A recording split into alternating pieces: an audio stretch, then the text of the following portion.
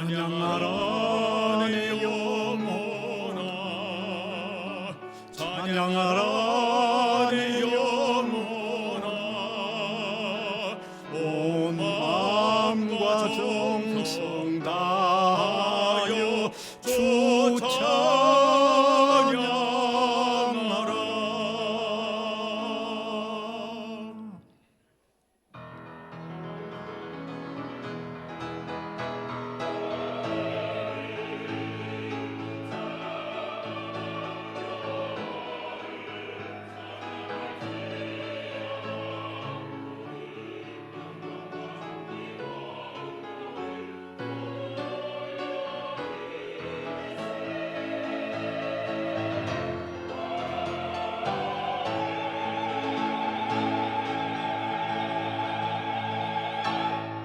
우리의 영원한 산성과 방패가 되시는 하나님, 구원받은 주님의 자녀요 백성이 된 것을 무한히 감사를 드립니다. 이날도 신령과 진리로 예배하는 저희들, 우리 예배를 주님께서 받으시고 우리에게 내려주실 은혜를 오늘도 흡족히 내려주시는 소중한 시간 되게 하여 주옵소서. 예수 그리스도의 이름으로 기원하옵나이다. 아멘.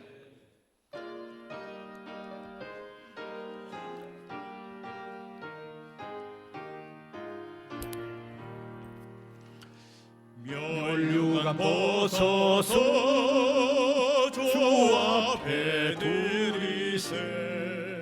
저 천사 기쁜 노래가 온 땅에 퍼지네.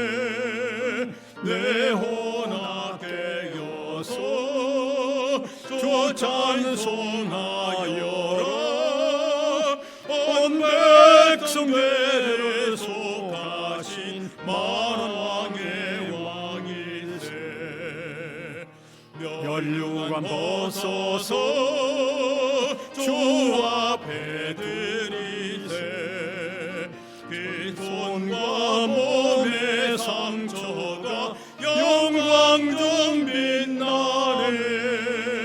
하늘의 천사도 그 영광 보고서 고난의 신비 알고자 내를 모아도다. 멸류관 벗어서 주 앞에 드리세. 온 세상 전쟁 그치고 참 평화 오겠네. 주 보좌 앞에서 온 백성 엎드려 그 한량 없는 영광을 늘 찬송합니다. 아멘.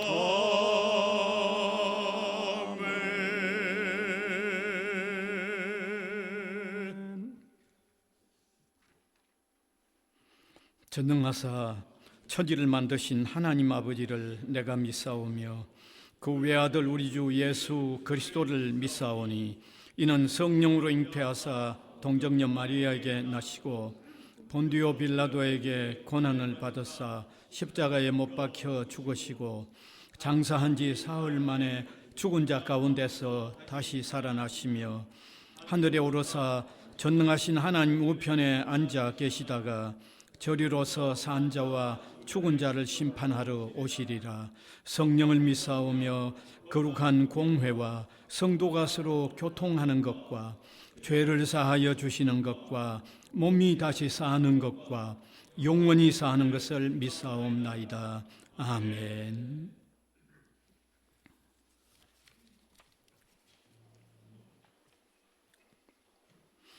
여호와를 자기 하나님으로 삼은 나라 곧 하나님의 기업으로 선택된 백성은 복이 있도다.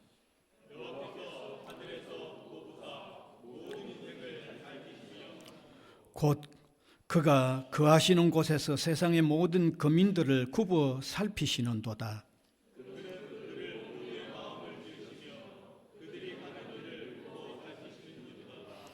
많은 군대로 구원 얻은 왕이 없으며 용사가 힘이 세어도 스스로 구원하지 못하는도다.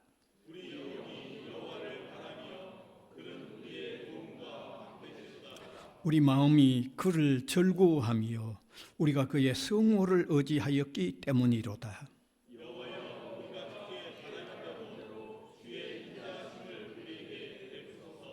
아멘.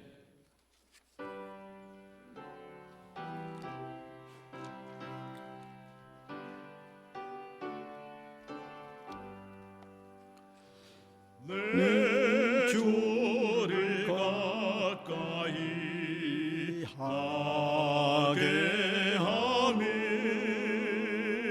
십자가 짐 같은 고생이나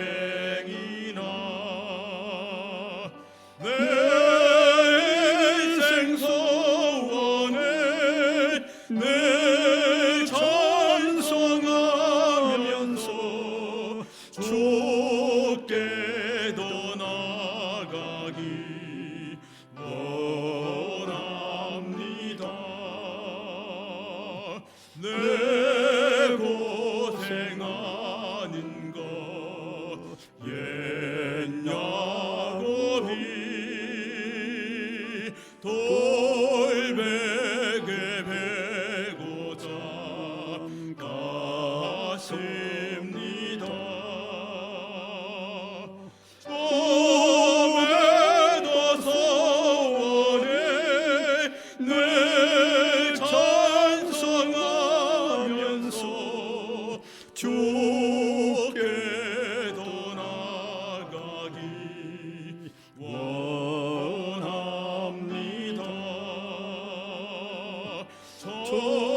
천성에 가는 길 험하여도 생명길 되나니 은혜로다. 천사를 부르네 내 찬송하면서 주께 더 나아가기 원합니다. 야곱이 잠깨어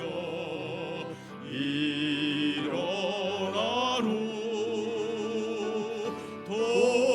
돌단을 쌓은 거 본받아서 손댈 때 되도록 내 찬송하면서 주께 더 나아가기 원합니다.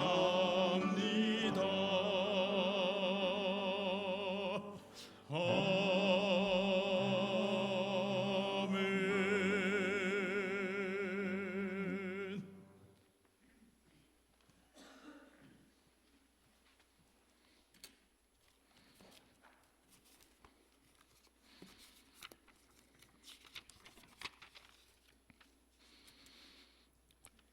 은혜가 충만하신 하나님 아버지, 행복했던 3월을 잘 지내도록 인도하시고 기쁨의 4월을 시작할 수 있도록 허락하심을 감사드립니다. 저희를 사랑하시고 귀한 자녀 삼아주신 하나님께 영광을 올려드립니다. 저희는 넘치는 사랑을 받았지만 말씀대로 살지 못했음을 고백하고 회개하오니 용서하여 주시옵소서. 예수님의 순환과 십자가의 의미를 기억하며 잘못된 습관과 죄악을 버리고 예수님을 닮아가는 삶을 살아가기를 인도하여 주시옵소서. 세상의 빛과 소금이 되게 하시고 하나님의 말씀과 주님의 사랑을 주변에 전하는 귀한 성도들이 되겠습니다. 세상은 전쟁과 자연재해로 많은 사람들이 힘들어하고 새로운 무역 장벽과 통상 갈등이 많아지고 있습니다. 국내에서는 대통령 파면으로 민심이 분열되고 갈라지며 무모한 대립이 지속되고 있습니다. 하나님, 저희의 눈물 가득한 기도를 들어주시고 이 나라를 지켜주시옵소서. 산불로 피해당한 영남 지방의 주민들에게 주님의 평안과 위로가 있기를 간절히 바랍니다. 하나님, 대학교회가 주님의 사명을 잘 감당하는 교회가 되어 주인 앞에서 크게 쓰이는 아름다운 교회가 되게 하여 주시옵소서. 하나님 말씀을 구하는 성도들에게 복을 더하여 주시고 특별히 건강과 형통을 허락하여 주시옵소서. 이 시간 병마로 고통받는 환우들을 치료해 주시고 경제적으로 힘들어하고 어려워하는 성도들에게 넉넉함을 허락하여 주시옵소서. 성지학원과 성지고등학교, 부산외고대학교 구성원들이 이사장님과 총장님을 중심으로 하나님께 찬양과 경배를 드리며 가장 행복하고 글로벌한 대학으로 성장할 수 있도록 인도하여 주시옵소서. 홈 선교회와 열방 선교회, 신우회, 세계 사명원이 함께하는 선교 사업, 크리스천 모임, 국내외 대학생 교류, 한글 학교 등을 통하여 캠퍼스가 완전히 복음화될 수 있도록 도와주시옵소서. 다양한 언어와 피부의 젊은이들이 함께 성경을 공부하며 믿음의 일꾼이 되어 세계 열방에 복음을 전할 수 있도록 하여 주시옵소서. 이 시간 귀하게 쓰임받는 담임 목사님을 위해 기도드립니다. 하나님 말씀을 선포할 때 성령 충만함과 영육 간의 강건함을 더하여 주시고 말씀에 생명력을 허락하여 주시옵소서. 예배에 참여하는 성도들이 말씀의 은혜 받고 감사와 생명력을 허락하여 주시옵소서. 성가대의 정성스러운 찬양을 받아 주시고 예배를 위해 최선을 다하는 손길들을 기억하여 주시옵소서. 주 예수 그리스도의 이름으로 기도드립니다. 아멘.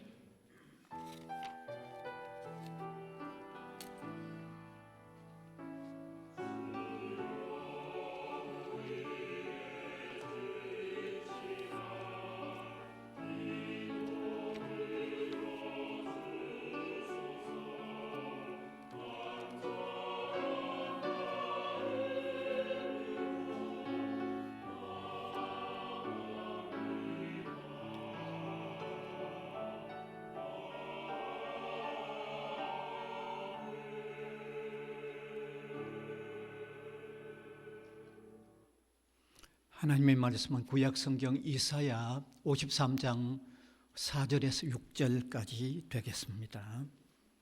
제가 한 절, 우리 회중이 한 절, 마지막 절은 함께 읽겠습니다.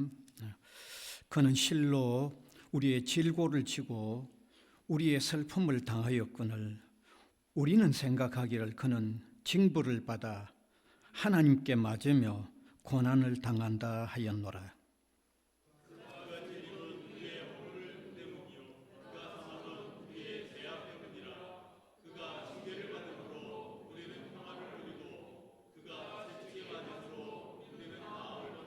같이 읽읍시다. 우리는 다 양 같아서 그릇 행하여 각기 제 길로 갔거늘 여호와께서는 우리 모두의 죄악을 그에게 담당시키셨도다. 아멘.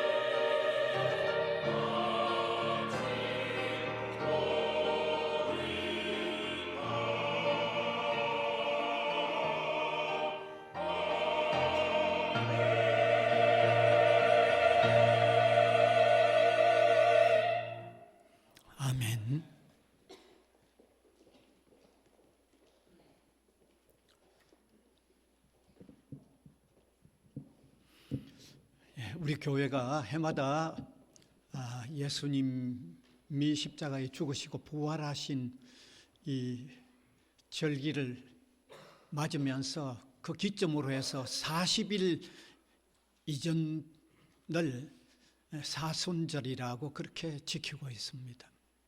특별히 이 44순절에는 예수님께서 고난 받으셨던 일, 또 십자가에 돌아가셨던 일들을 집중적으로 묵상하는 이런 기간을 보내고 있습니다.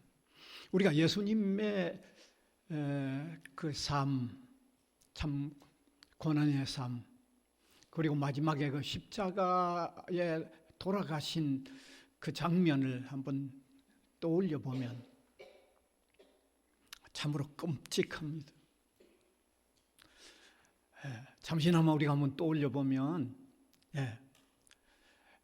완전히 벌거벗은 채로 십자가에 못이 박혔습니다. 이미 온몸에 채찍을 맞으셔서 채찍 자국이 그냥 너무너무 이렇게 뚜렷하게 드러나고 또 피가 뭐 형편없는 아주 그런 어떤 모습을 보이죠. 그런 상태로 십자가에 매달려서 마지막에는 수분이 다 빠지고 또 피가 다 흘러져서 돌아가시는 모습이죠. 너무 끔찍한 모습입니다. 사람을 구원하시기 위하여 오셨다고 하는 구원주가 이렇게 너무 끔찍한 죽음의 모습을 보였기 때문에 심지어 통일교를 그 창설했던 그 교주 문선명은 예수님이 사람을 구원하시기 위하여 오셨지만 그러니까 끔찍한 죽음을 죽었기 때문에 실패했다고 말합니다. 그러면서 자신은 예수가 실패한 구원을 만회하기 위해서 온 구원자라고 주장을 하죠. 그러니까 결국 이단이 된 겁니다. 우리가 성경을 보면요, 성경은 처음부터 끝까지 너무너무 분명한 것은 구원자로 오신 예수님은 고난의 삶을 사실 뿐만 아니라 그 십자가에 끔찍한 죽음을 죽으실 것으로 처음부터 끝까지 그렇게 되어 있습니다.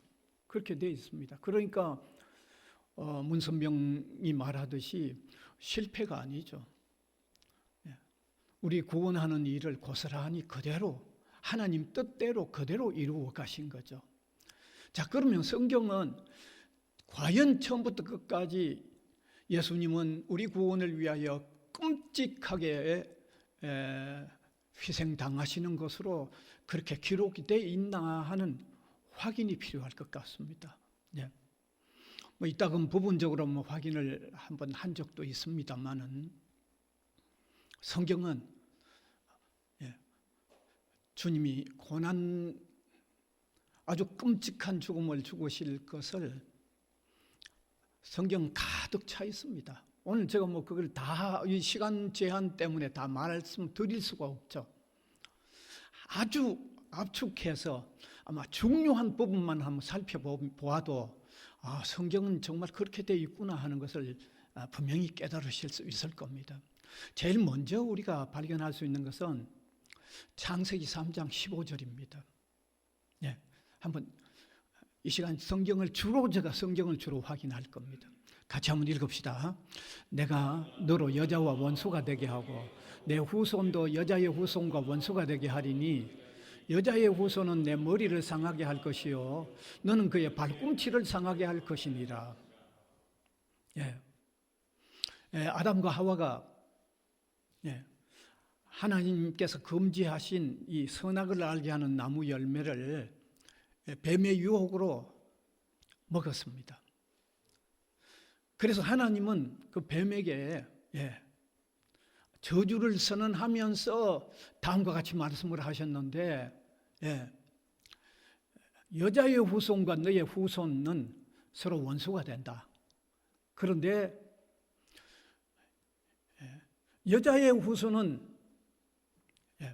너의 머리를 상하게 하겠지만 너는 그의 발꿈치를, 여자의 후손의 발꿈치를 상하게 할 거라고 하는 말씀을 하셨는데, 여기 발꿈치를 상한다는 것은 대속주로 오실 예수 그리스도께서 아주 고난을 받으실 것을 말씀하고 있는 겁니다.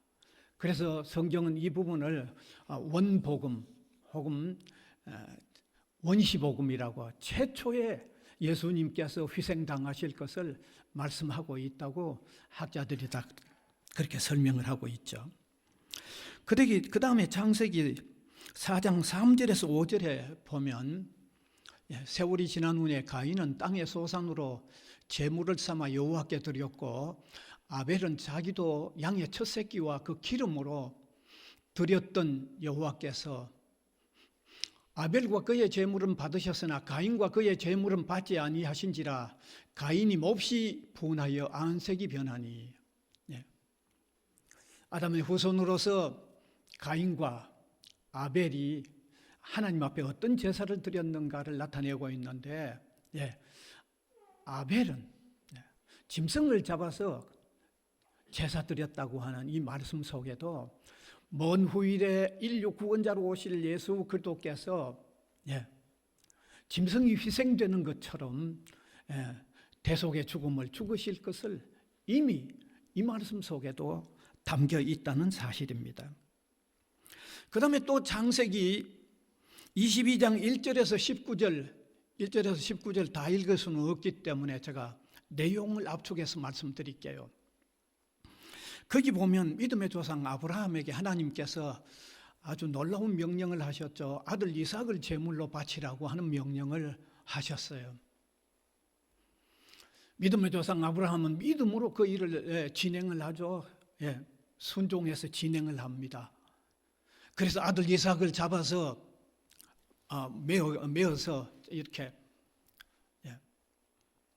준비된 장작 위에 올려놓고 그 아들을 잡으려고 했을 때 하나님께서 이렇게 말씀하시죠.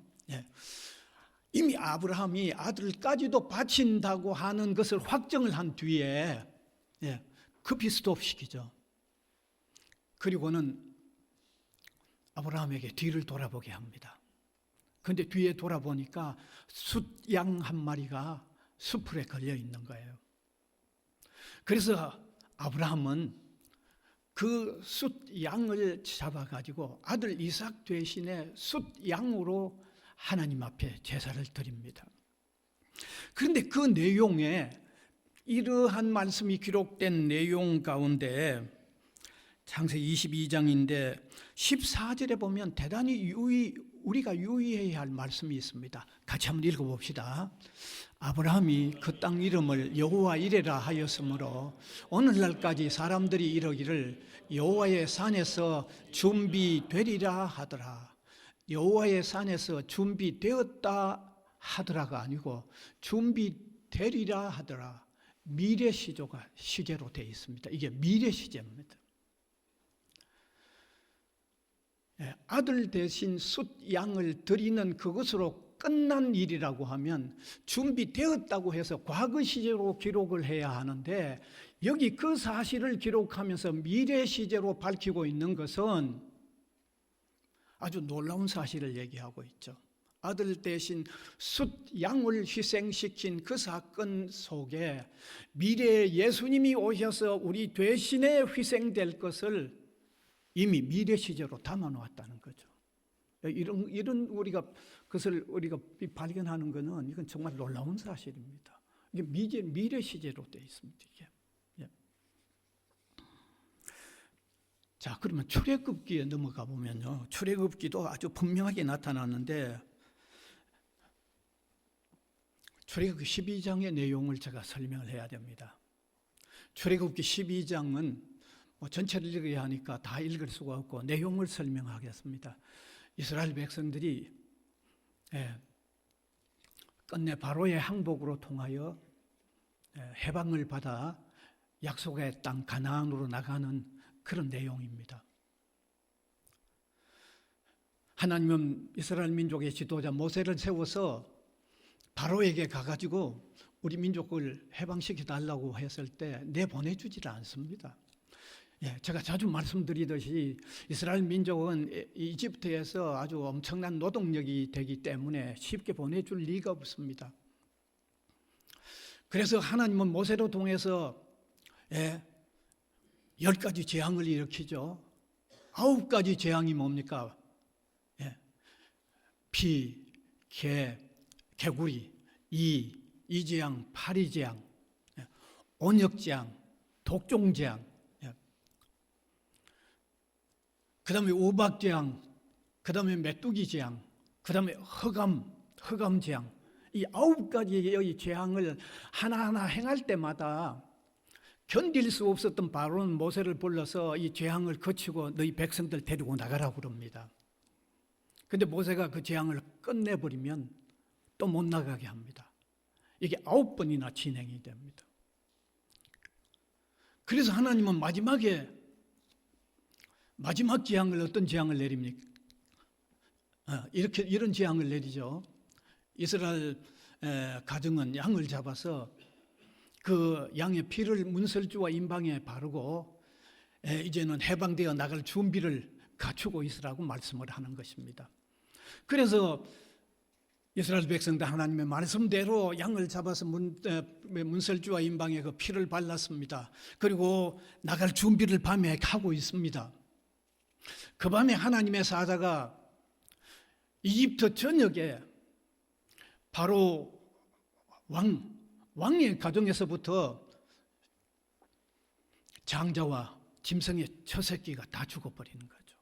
하나님의 사자가 양의 피가 발리지 않는 집에 장자와 짐승의 처새끼가 다 죽도록 재앙을 내려버린 거죠. 9번 재앙까지는 참았지만 10번째 재앙을 당한 바로는 더 이상 견딜 수 없어서 이제 항복에 손을 들고 나가게 만든 거죠.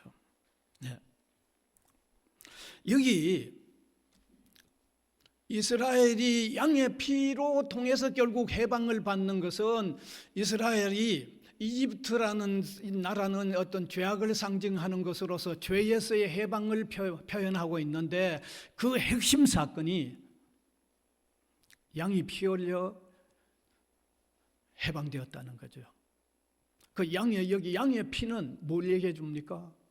먼 후일에 메시아가 오셔서 우리를 죄악에서 건지시는데 메시아 예수 그리스도께서 피 흘림으로 통하여 우리가 해방된다고 하는 것을 출애굽기 속에 이미 담아놓고 있는 거예요.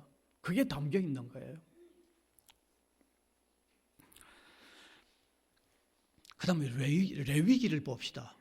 성경 다 하는 얘기하지 않을 거니까요. 레위기는 16장의 내용인데 그 16장의 내용을 보면 이스라엘 백성들은 1년에 한 번씩 대속죄일이라는 날이 있었습니다. 이스라엘 달력으로는 7월 10일입니다. 대제사장은 염소 2마리를 가지고 한 마리에게는 이스라엘 백성들이 그 양의 머리에 손을 얹고 대제사장이 이스라엘 백성들이 지은 죄를 고백을 하죠. 그리고 그 한 마리는 광야로 내보내버립니다. 그리고 다른 한 마리 남은 염소는 잡아서 제사를 드리는 대속죄의 행사가 있습니다. 뭘 얘기하느냐 하면요, 이것은 예수 그리스도께서 우리의 죄를 대신 담당하시고 이 광야와 같은 세상에 오셔서 엄청난 순환을 받으실 것을 표현하고 있을 뿐만도 아니라 다른 하나의 의미는 그분이 우리 죄를 위하여 대신 자신의 생명을 희생할 것을 이미 나타낸 거예요. 이게 레위기에 이미 나타나 있는 거예요. 이게. 자, 그러면 민수기에는 어떻게 나타나 있을까요? 민수기 21장 6절에서 9절에 보면 이스라엘 백성들이 광야에서 하나님에게 불순종하다가 독뱀이 나와서 그들을 물었어요. 하나님께서 하신 거죠. 광야에 독뱀에 물렸으니까 이건 다 죽는 게 규정적이죠. 지금 죽어가고 있는 상황이죠. 이런 다급한 상황에서 모세가 하나님에게 기도했더니 하나님께서 노새로 뱀을 만들어서 장대 위에 달라고 그랬습니다. 그리고 모세에게 말하죠. 뱀에게 물려 죽어가는 누구든지 장대 위에 매달린 노새로 만진 뱀을 쳐다보는 자는 산다고 말씀하셨어요. 그래서 모세가 이스라엘 백성들에게 뱀에 물려 죽어가는 이스라엘 백성들에게 이 사실을 선포했을 때, 알려주었을 때 뱀에게 물려 죽어가던 사람이 장대에 매달린 노뱀을 쳐다본 자마다 다 살아났다고 성경은 기록하고 있는데, 여기 장대 위에 매달린 노뱀을 쳐다보는 자가 살았다고 하는 사실은 이게 뭐 신학자들이 되게 다 동일하게 얘기하죠. 십자가에 매달린 메시아 예수 그리스도를 바라봄으로, 다시 말하면 신앙함으로 생명이 살아난다고 하는 것을 이미 나타내고 있다고 얘기하고 있잖아요. 그 다음에 민수기 20장 10절 이하에도 나오는데, 이스라엘 백성이 광야를 지나가는 과정에 물이 없어서 정말 생명의 위협을 느낄 만큼 목말라 죽어가고 있는 그런 상황입니다. 백성들은 모세를 엄청 원망합니다. 물이 없는 이곳으로 우리를 데리고 나와서 우리를 죽게 하느냐고 아마 원망과 불평을 쏟아냅니다. 그래서 모세가 하나님 앞에 기도했을 때 하나님께서 알려주시죠. 네. 그들 앞에 있는 큰 바위 반석을 지팡이로 치라고 그럽니다. 모세가 하나님의 말씀대로 그들 앞에 있는 엄청히 큰 바위를 지팡이로 쳤을 때 그 지팡이 반석이 터지면서 거기에서 강력한 물줄기가 그냥 쏟아져 나온 겁니다. 이스라엘 백성들이 그 물을 마시고 목말라 죽어가던 그들이 살아난 거죠. 예. 그런데 이 반석은 신약 성경에서 해석을 하고 있습니다. 고린도전서 10장 4절입니다. 그 반석은 무엇을 나타내는가를 해석하고 있는데 같이 읽읍시다. 다 같이 신령한 음료를 마셨으니 이는 그들을 따르는 신령한 반석으로부터 마셨음에 그 반석은 그 반석은 그리스도 예수라는 말입니다. 그러니까 모세가 반석을 쳐서 반석이 터지면서 생명물이 나왔다는 말은 예수 그리스도께서 자기를 상하면서 자기 몸이 상하면서 우리를 살리는 생명수를 쏟아낸다고 하는 것을 담고 있는 거죠. 그게 지금 이미 표현되어 있는 거죠. 구약 성경 안에 이미. 시편을 우리가 읽어보면요, 시편에는 더 자상하게 엄청나게 많은 표현들이 나옵니다. 뭐 대표적인 것만 제가 찾아본다고 그러면 시편 22편 1절입니다. 같이 읽읍시다. 내 하나님이여, 내 하나님이여, 어찌하여 나를 버리셨나이까? 여러분, 이 시편에 나오는 이 얘기가 신약 성경에 안 떠오릅니까? 예수님이 십자가에 달리셨어. 바로 이 말씀을 십자가에서 하셨잖아요. 너무 고통스러우니까 어째 나를 버리십니까? 라고 하는 그 외침을 이미 시편에 이미 담겨 있는 거죠. 이미 시편에 담겨 있는 거예요. 그 다음에 시편 22편 16절입니다. 개들이 나를 애워쌌으며 악한 무리가 나를 둘러 내 수족을 찔렀나이다. 예수님께서 십자가에 달리셔서 수족이 못 박혔잖아요. 시편에 이미 구약에 이미 나타나 있잖아요. 이미. 그 다음에 시편 41편 9절입니다. 네. 41편 9절 같이 읽읍시다. 내가 신뢰하여 내 떡을 나눠 먹던 나의 가까운 친구도 나를 대적하여 그 발꿈치를 들었나이다. 이거 기억이 안 나십니까?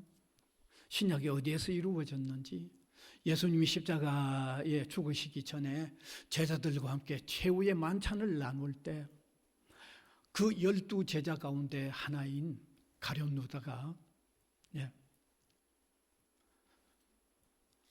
예수님을 파는 배신을 저질렀죠. 이미 시편에 이미 기록되어 있잖아요. 이미 그대로 기록되어 있잖아요. 그 다음에 시편 22편 18절입니다. 같이 읽읍시다.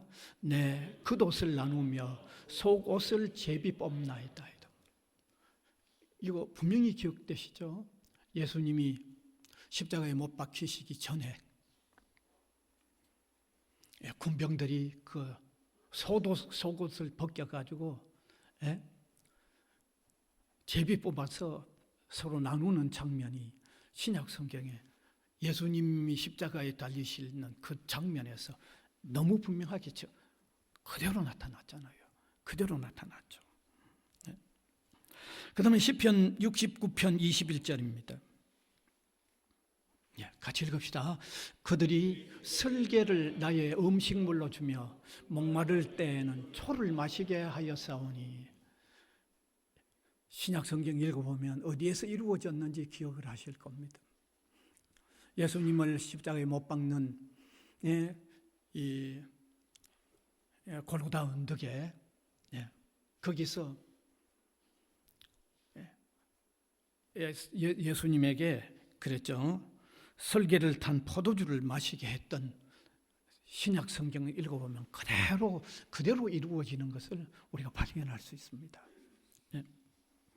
자, 이렇게 시편에는 아주 그 장면 하나하나까지 자상하게 다 이미 예언되어져 있고, 우리가 신약을 읽으면 그게 그대로 다 이루어졌던 것을 분명하게 확인할 수 있습니다. 그 다음에 오늘 우리가 성경 본문으로 읽었던 이사야 53장 여기 5절에는 그가 찔림은 우리의 허물 때문이요 그가 상함은 우리의 죄악 때문이라. 그가 징계를 받음으로 우리가 평화를 누리고 그가 채찍에 맞음으로 우리는 나음을 받았도다. 예수 그리스도의 십자가의 죽음은 바로 우리 죄악 때문이라고 하는 것을 아주 명료하게 이미 예언하고 있는 거죠. 미리 이미 예수님 십자가에 달리시기 벌써 오래전에 아마 이렇게 너무 명료하게 예언되어 있는 것을 발견할 수 있습니다. 자, 그 다음에 요나서에서도 발견할 수 있죠.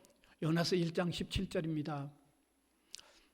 여호와께서 이미 큰 물고기를 예비하사 요나를 삼키게 하셨으므로 요나가 밤낮 3일을 물고기 뱃속에 있으니라. 이 사실은 예수님이 신약 성경에서 직접 말씀하셨어요.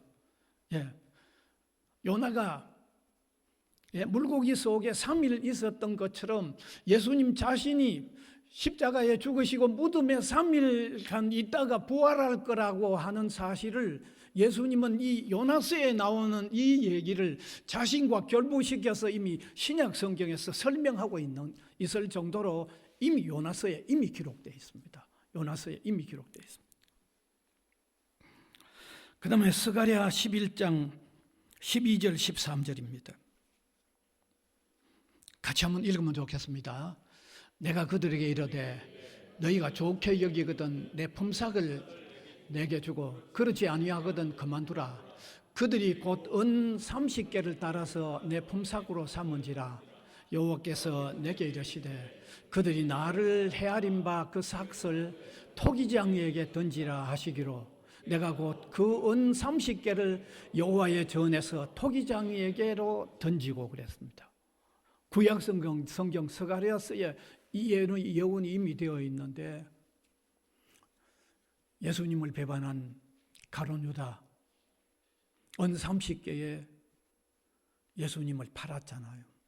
그리고 그 돈 은 30개를 결국 토기장의 밭을 사는데 사용됐죠. 신약에 정확하게 그대로 이루어졌잖아요. 그대로 예언됐잖아요. 그대로.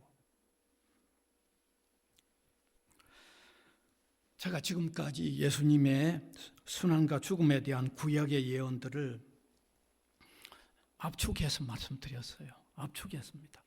이걸 세밀하게 다 찾으면 한 권 전체에 그냥 다 들어있는 거예요.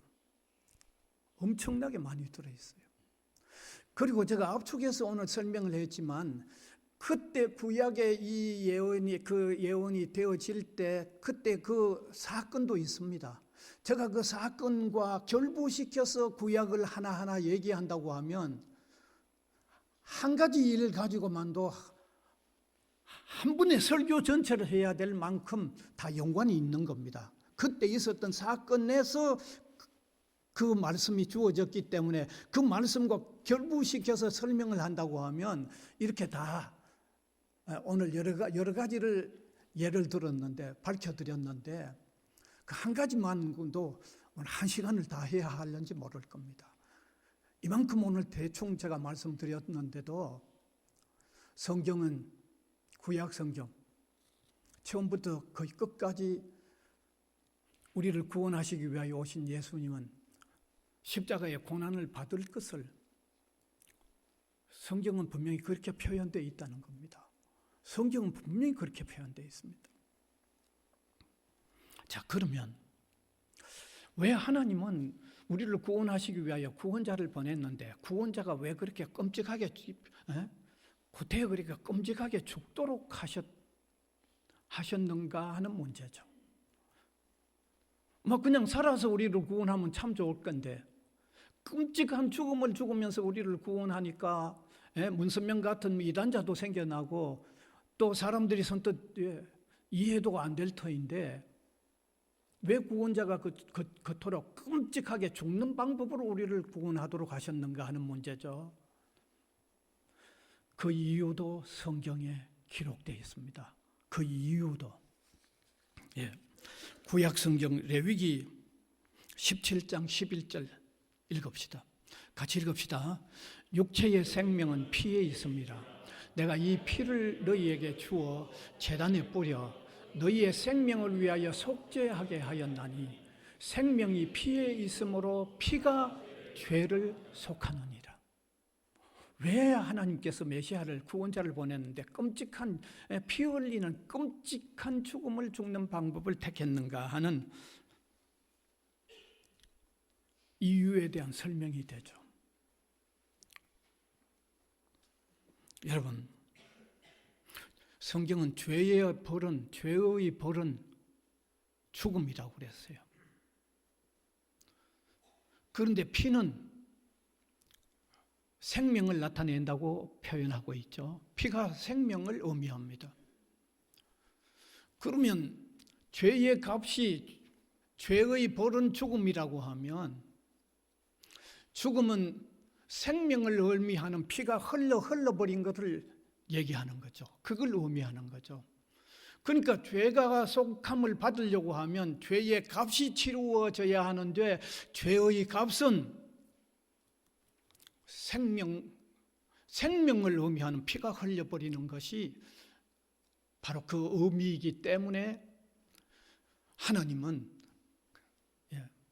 예수님의 생명을 의미하는 피를 흘리게 하는 죽음의 방법으로 통하여 우리를 구원한다는 그런 의미가 들어있는 것입니다. 그래서 신약성경 히브리서 9장 22절도 분명히 밝히고 있는데 같이 한번 읽으면 좋겠습니다. 율법을 따라 거의 모든 물건이 피로서 정결케 되나니 피 흘림이 없은즉 사함이 없느니라. 피가 흘려지지 않고는 사함이 없다는 거죠. 죄의 값이 치루어지는 것이 피를 흘림인데 죄의 값이 치루어지기 위해서는 반드시 피 흘림이 있을 때 사함이 있다고 하는 말씀을 밝혀놓았죠. 그러면 아무 피나는 안 되는가 하는 문제죠. 왜 구태여 예수님의 피여야만 하는가의 문제입니다. 성경은 이 사실도 밝혀놓고 있습니다. 예수님의 피 외에 어떤 다른 피도 안 된다는 사실을 밝히고 있는데 짐승의 피도 안 된다는 사실을 밝히고 있습니다. 히브리서 10장 4절입니다. 같이 읽읍시다. 이는 황소와 염소의 피가 능히 죄를 없이 하지 못함이라. 예, 다른 어떤 피로는 안 된다는 거죠. 소위 말하는 짐승의 피로는 안 된다는 얘기입니다. 그러면 여러분이 아마 제게 질문하실 겁니다. 그러면 구약시대 이스라엘 백성들은 그 수천 년 동안 짐승을 잡아서 제사하는 종교 행위를 했는데 그러면 그들이 왜 그랬느냐, 그렇게 아마 제게 질문을 할 겁니다. 구약 이스라엘 백성들이 그렇게 오랫동안 수많은 짐승들을 잡아 제사했던 것도 사실은 죄사함을 받는 효력은 하나도 없었습니다. 그러면 효력이 하나도 없다고 말씀한 그대로 효력이 없었던 일을 왜 했는가 하는 문제입니다. 그 이유는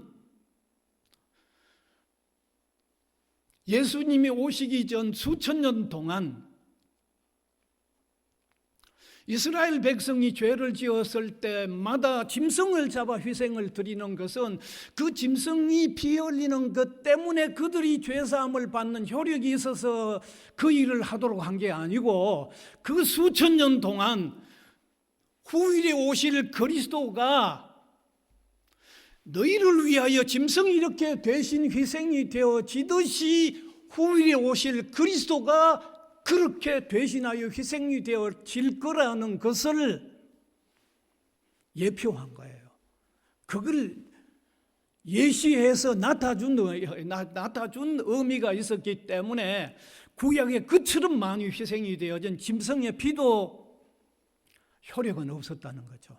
그건 단지 그 효력은 후일에 오실 그리스도가 이렇게 대신 죽어준다고 하는 것을 오랫동안 계시하기 위한 하나의 표현에 지나지 않았다는 겁니다.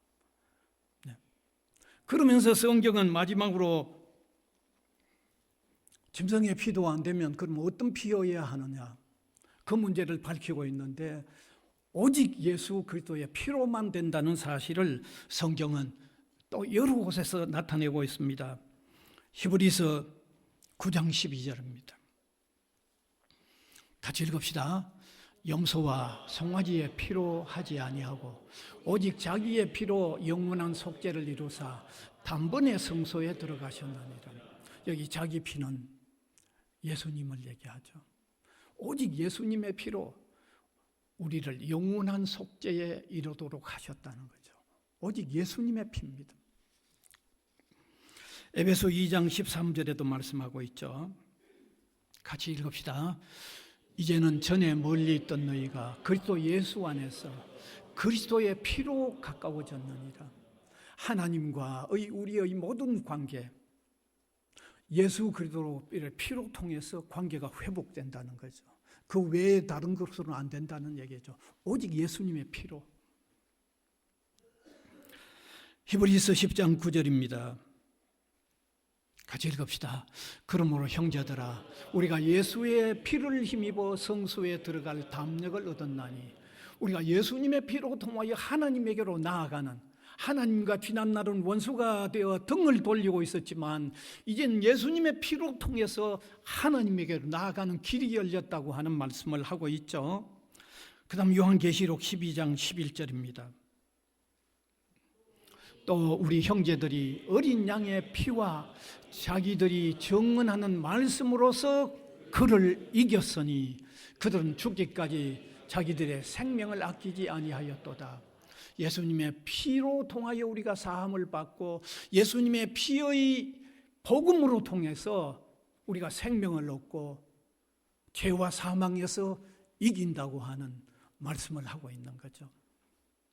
자, 오늘 제가 주로 성경 말씀을 인용을 했습니다. 이제 마지막으로 여러분 저하고 같이 생각해야 됩니다. 이런 사실이 기록되어 있는 기독교의 성경과 다른 종교의 경전을 여러분 얼마나 놀라운 차이가 있는가를 한번 생각해 보시길 바랍니다. 다른 대부분의 종교의 경전은 언제 시작했습니까?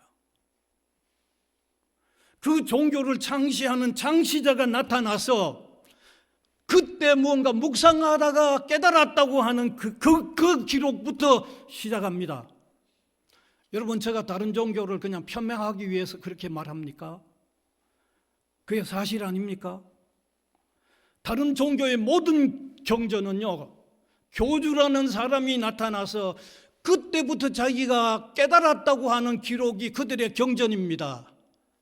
예수 그리스도의 나타나심은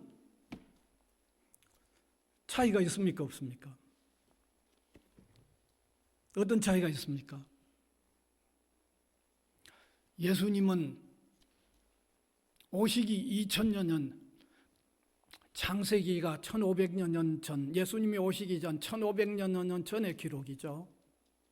그런데 창세기가 앞에 있다고, 창세기가 가장 먼저 기록됐다고 생각하면 잘못 아십니다. 욥기 같은 건 더 이전에 기록됐어요.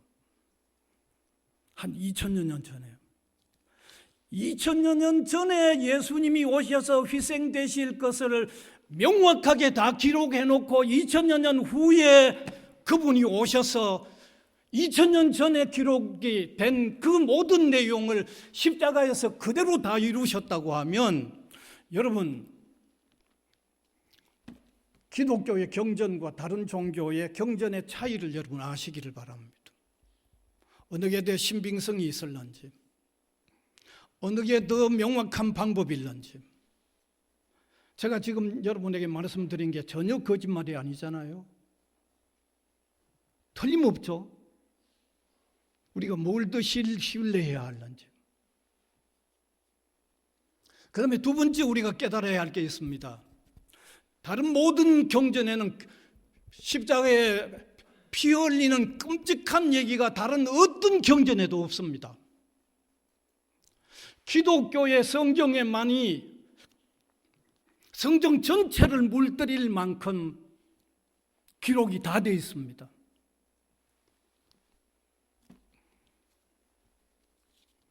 다른 종교는 교주가 피 흘리는 끔찍한 얘기는 전혀 없습니다. 여러분, 그런 얘기가 없다는 말은 다른 모든 종교는 내가 내 스스로 좀 선하게 살아서 구원받자는 얘기죠. 여러분 생각해 보십시다. 양심껏 한번 생각해 보십시다. 정직하게 한번 생각해 보십시다. 여러분이 선하게 살아서 구원받을 수 있을런지 없을런지 여러분이 대답하세요. 저는 목사로서 앞에 서서 이렇게 떠들지만 가면 갈수록 더 죄인이라고 하는 게 더 깊이 느껴져서 괴롭습니다. 여러분, 피의 얘기가 없는 다른 종교, 네 스스로 선해서 구원받으라고 하는 게 과연 그게 구원의 방법이 될런지 여러분이 진지하게 한번 생각해 보시길 바랍니다. 솔직히 한번 생각해 보세요. 그 다음 마지막 세 번째, 아담 이후의 인간은 죄인으로 태어나고 죄를 짓지 않을 수가 없는 인간입니다. 그러면 대신 희생되어 주는 메시아가 없이 구원이 가능할런지 답을 하시기 바랍니다. 그래서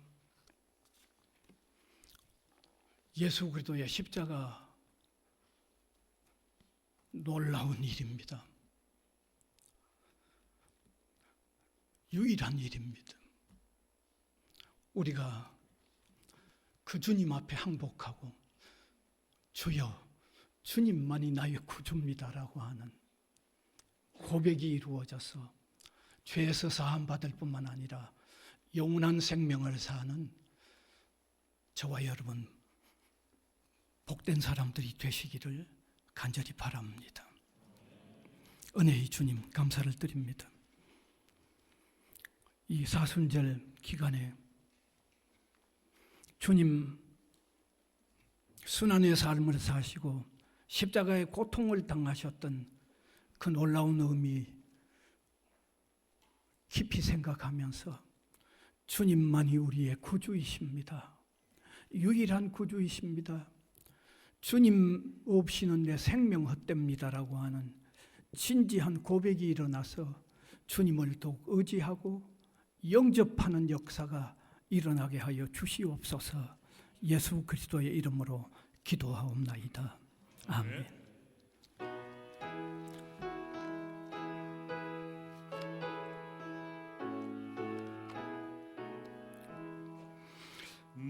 만왕의 왕 내 주께서 왜 고초당했나 이 벌레 같은 날 위에 그 보혈을 흘렸네 십자가 내가 처음 볼 때에 나의 마음에 큰 고통 사라져 오늘 믿고서 내 맑았네 참 내 기쁨 영원하도다 주 십자가 못 박힘은 속죄함 아닌가 그 긍휼함과 그 은혜 말할 수 없도다 십자가 내가 처음 볼 때에 나의 마음에 큰 고통 사라져 오늘 믿고서 내 눈 밝았네 참 내 기쁨 영원하도다 늘 울어도 그 은혜 다 갚을 수 없네 나 주님께 몸 바쳐서 주의 이름 쓰리 십자가 내가 처음 볼 때에 나의 마음에 큰 고통 사라져 오늘 믿고서 내 눈 밝았네 참 내 기쁨 영원하도다 은혜의 주님 감사드립니다. 성령이 도우셔서 오늘 함께 나눈 이 놀라운 진리 우리 마음속에 환하게 밝아지게 하시고 이 진리 붙들고 감격하면서 사는 저희들 되게 하여 주시옵소서. 지금도 감사하여 올려드린 예물 유일한 생명이여 주 대신 주님 영광 받으시고 전파되어지는데 소중하게 서여지도록 은혜를 도하여 주옵소서. 감사를 드리옵고 예수 그리스도의 이름으로 기도하옵나이다. 아멘.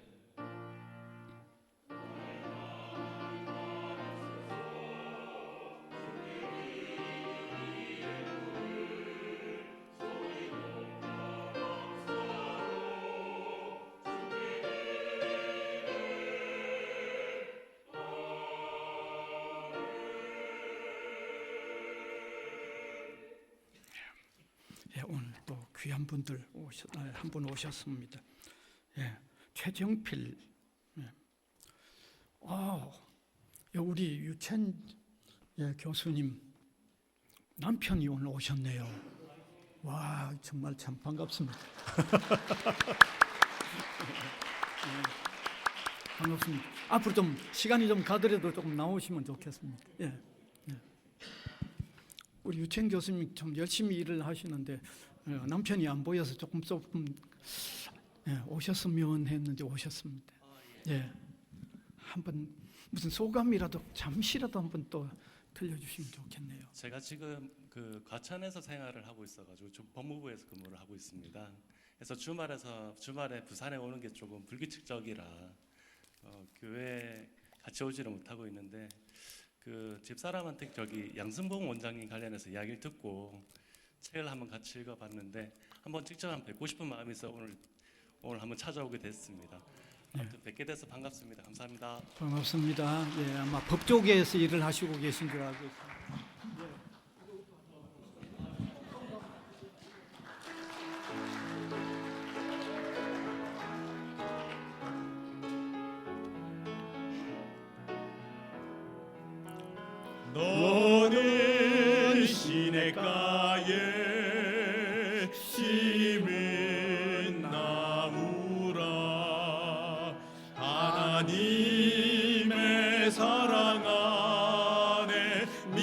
뿌리 내리고 주의 뜻대로 주의 뜻대로 항상 사세요.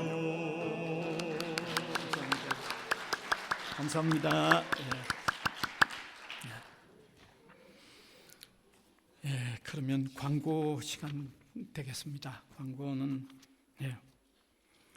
낮예배에 이어서 바로 정기 재직회 모임 되죠. 김경민 집사님, 바로 이어서 오늘 예배가 좀 짧아야 되는데 예배가 본래대로 길어졌네요. 바로 이어서 이 자리에 특별히 우리 재직 분들은 꼭 참석하셔야 되죠. 그다음에 오후 1시에 1층에 소그룹 성경 공부 있습니다. 그다음 다음 주일은 성찬 예식이 있습니다. 종려주일로 있는데 세례받기를 원하는 분은 이번 주 오늘까지만 신청받습니다. 왜냐하면 또 준비해야 되고 하니까요. 그다음에 부산 지역 교회 전체 연합 부활절 예배가 4월 20일 오후 3시 우리 본교회 중앙 잔디밭에서 있습니다. 우리 성도들은 반드시 다 하셔야 되겠고, 또 어쩌면 또 우리는 우리 집에서 일이 일어나니까 좀 또 봉사하고 또 섬길 일도 좀 찾아야 되겠죠. 그 다음에 4월 행사 20일이 우리 교회 부활절 또 있고 23일은 성지학원 부활절 예배가 있습니다. 그 다음에 10번째 이 글자가 잘못 나왔네요. 양성봉 아래성입니다.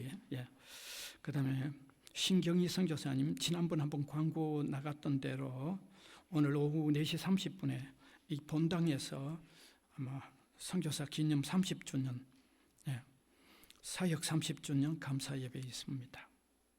오늘 또 우리 성지고등부가 여기 참석해 주셔서 감사드립니다. 같이 감사합니다. 그러면 광고 이상입니다. 이제 일어나셔서 635장 찬송입니다.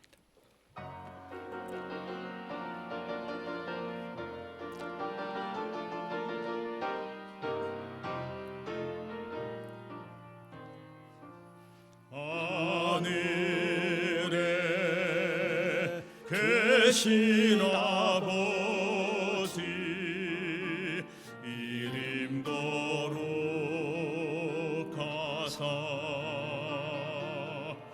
주님 나라 임하시고 뜻이 이루어지다.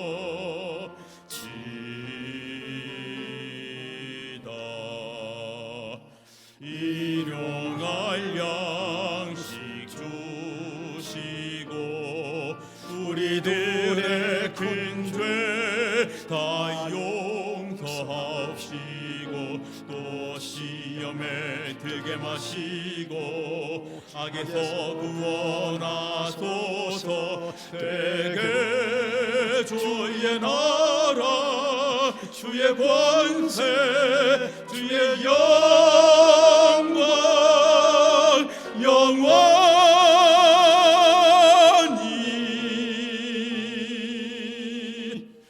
아멘.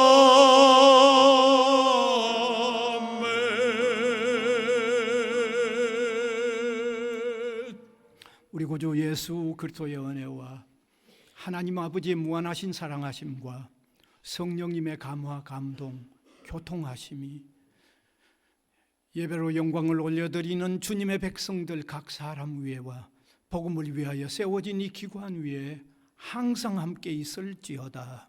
아멘.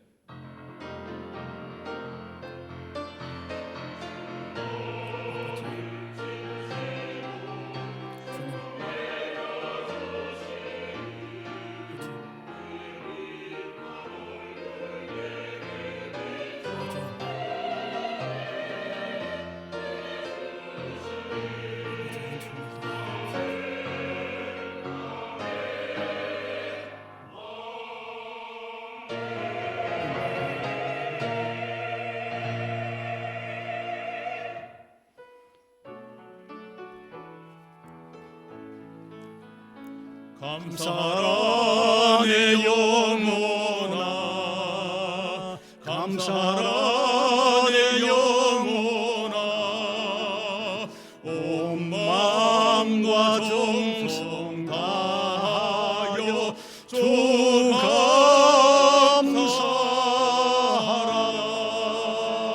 감사하라.